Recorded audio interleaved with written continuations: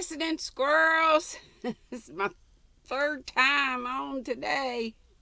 I did throw on a sweater. It's getting a wee bit chilly.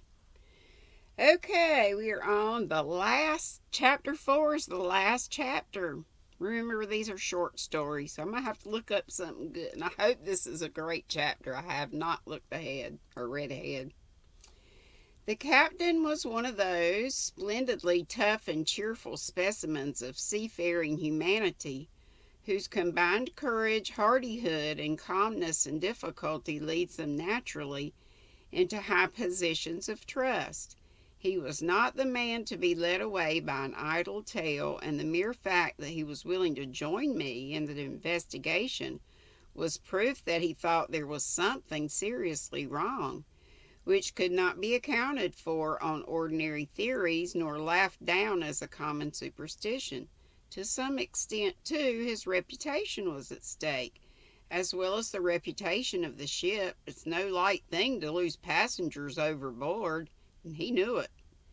About 10 o'clock that evening, as I was smoking a last cigar, he came up to me and drew me aside from the beat of the other passengers who were patrolling the deck in the warm darkness.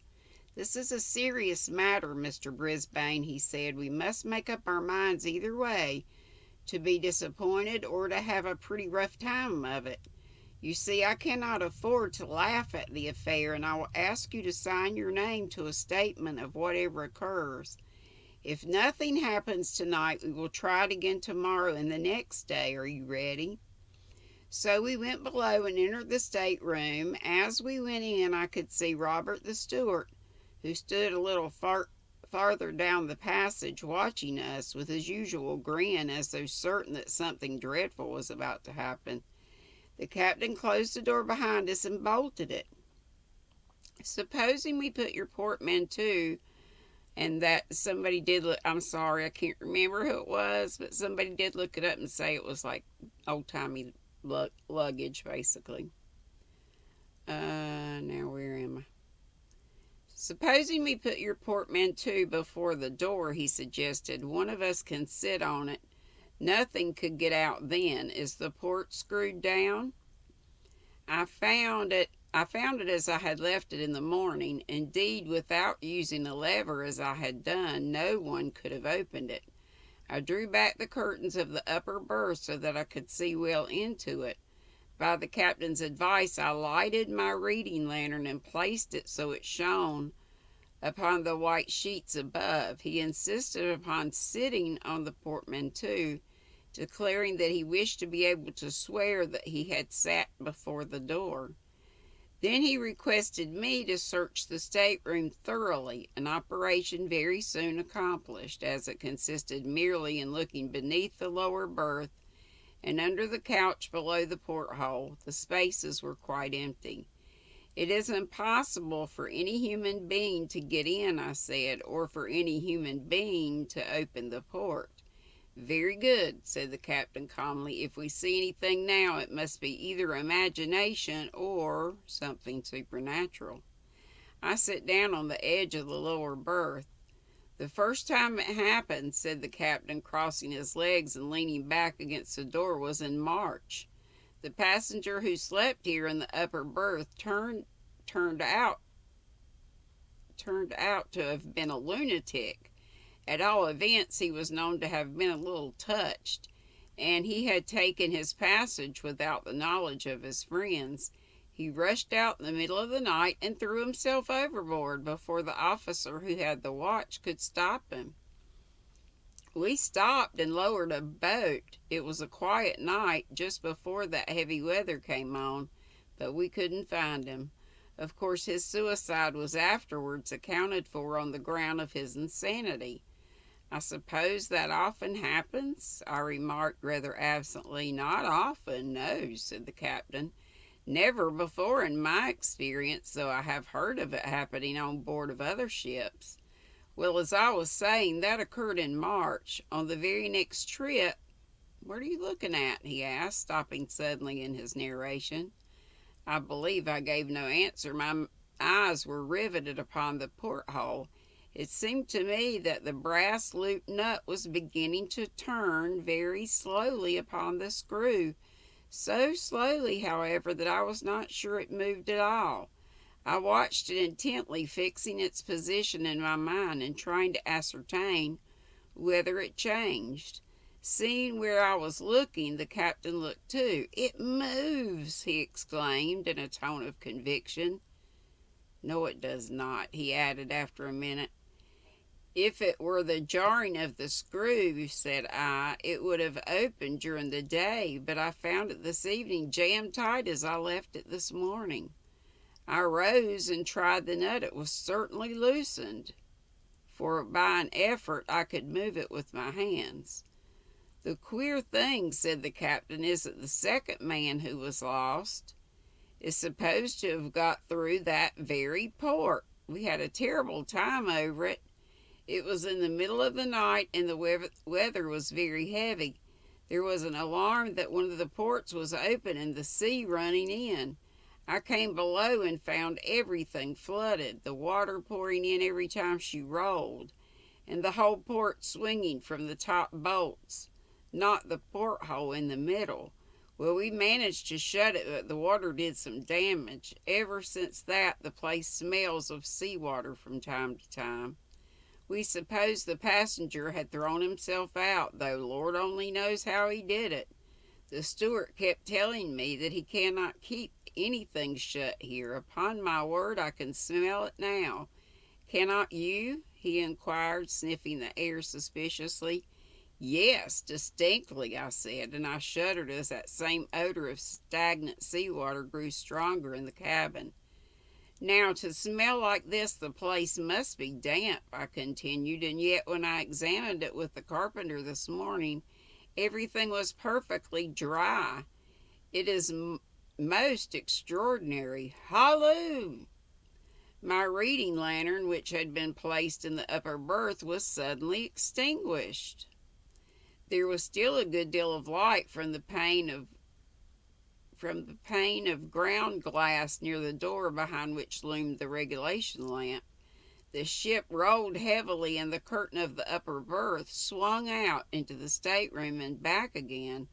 I rose quickly upon my seat at the edge of the bed, and the captain at the same moment started to his feet with a loud cry of surprise.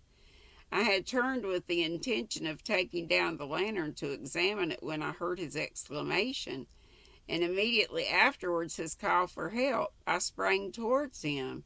He was wrestling with all his might with the brass loop of the port. It seemed to turn against his hands in spite of all his efforts. I caught up my cane, a heavy oak stick I always used to carry, and thrust it through the ring and bore on it with all my strength, but the strong wood snapped suddenly, and I fell upon the couch. When I rose again, the port was wide open, and the captain was standing with his back against the door, pale to the lips. "There's something in that berth," he cried in a strange voice, his eyes almost starting from his head. "Hold the door while I look. It shall not escape us, whatever it is." But instead of taking his place, I sprang upon the lower bed and seized something which lay in the upper berth. It was something ghostly, horrible beyond words, and it moved in my grip. It was like the body of a man long drowned, and yet it moved, and had the strength of 10 men living, but I gripped it with all my might. The slippery, oozy, horrible thing, the dead white eyes seemed to stare at me out of the dusk. The putrid odor of rank seawater was about it, and its shiny hair hung in foul, wet curls over its dead face. I wrestled with the dead thing. It thrust itself upon me and forced me back and nearly broke my arms.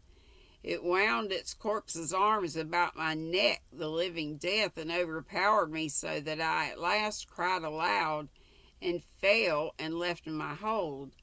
As I fell, the thing sprang across me and seemed to throw itself upon the captain. When I last saw him on his feet, his face was white and his lips set.